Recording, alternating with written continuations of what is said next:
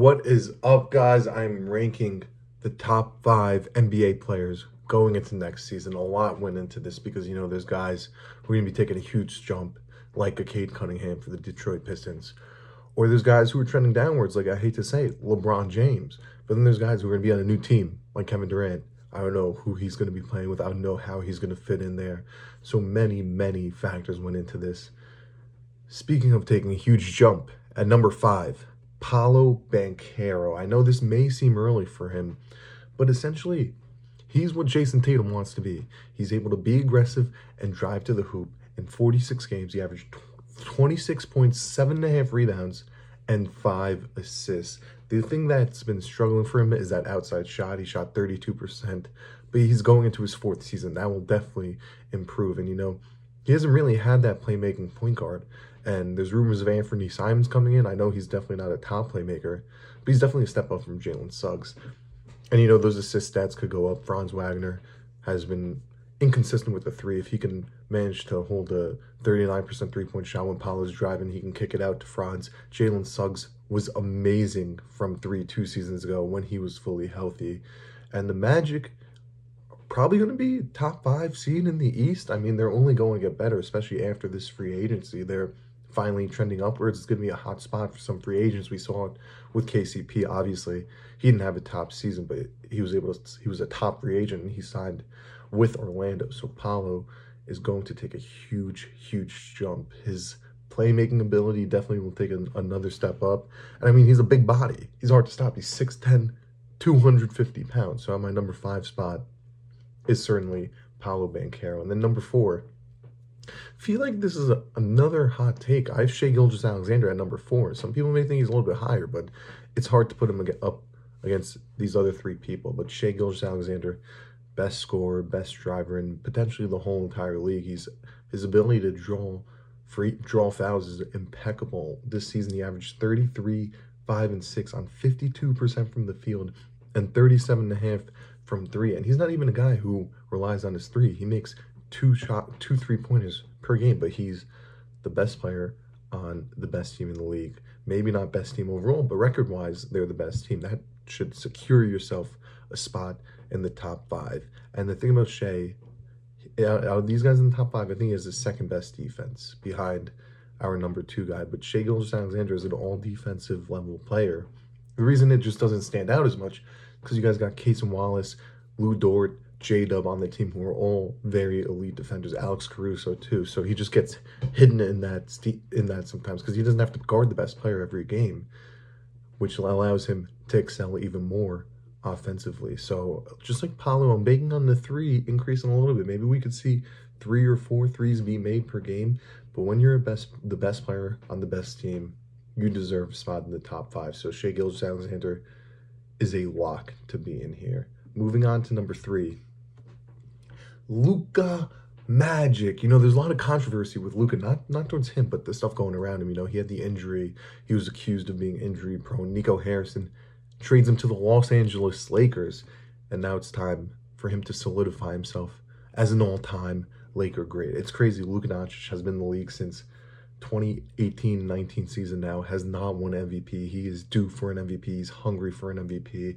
His last fully healthy season, he was averaging 34 points, 9 rebounds, and 8 assists. He could average a 30-point triple-double like it's nothing. Similar to another guy who we're going to see later on in this list. I think I don't even have to say his name. You know who it is. But Luka doesn't rely on his athleticism at all. It's pure skill. So when he's gassed, it doesn't matter. He can keep going. And yes, the defense is not there. We've seen some hustle from him in the last year in the playoffs against the Clippers. He was locking in defensively. He was a hustling. So at least when he tries, he can somewhat be a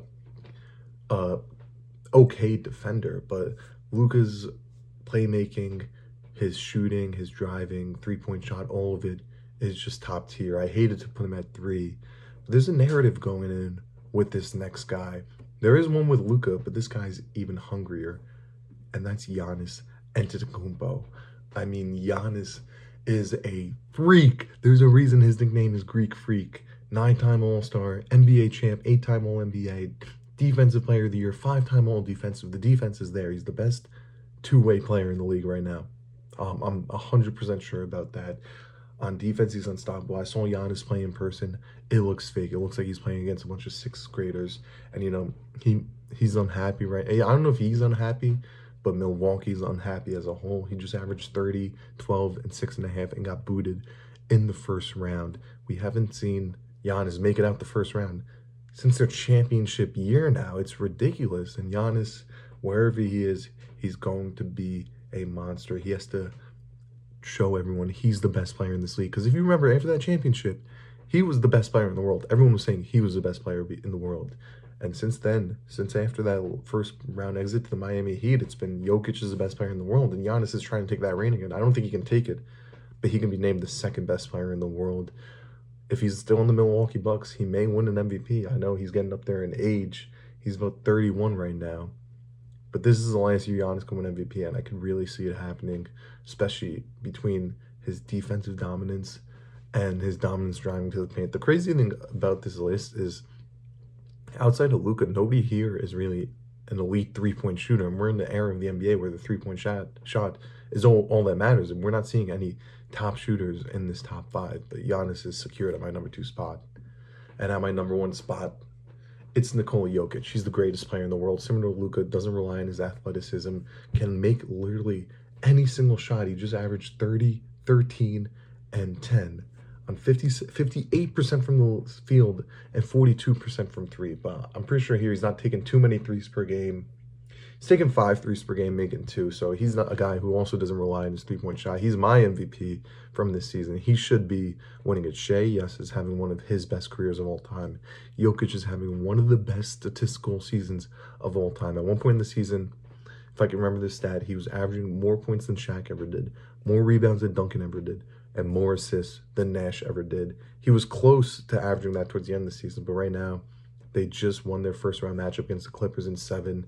They beat the Thunder in their first game. I know it was an Aaron Gordon game winner, but Jokic had 40 and 22, if I'm not mistaken. He's an, what's the word?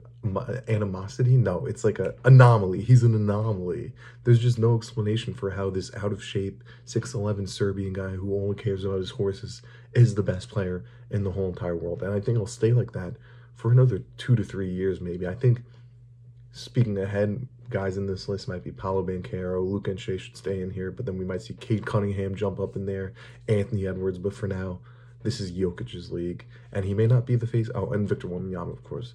Jokic may not be the face of the league, but he's the best player in the world, and that's just because we don't see him as a marketable guy. But he's also another person I think could win MVP, because this Nuggets team, trending downwards, they gave all their money to Aaron Gordon, they gave all their money to Michael Porter Jr. and Jamal Murray, guys who have had inconsistencies throughout the season. So without Jokic, this team is maybe not even an 8th seed in the West. So year in, year out for the foreseeable future, Jokic is the best player in the world. But thank you so much for listening to my top 5. Honestly, I think this is how the top 5 could end up. I wouldn't be surprised if Curry could end up in that 5 spot or Cade Cunningham. I just think with Banchero's frame and his play style, he's able to secure that top 5 spot. Thank you for listening.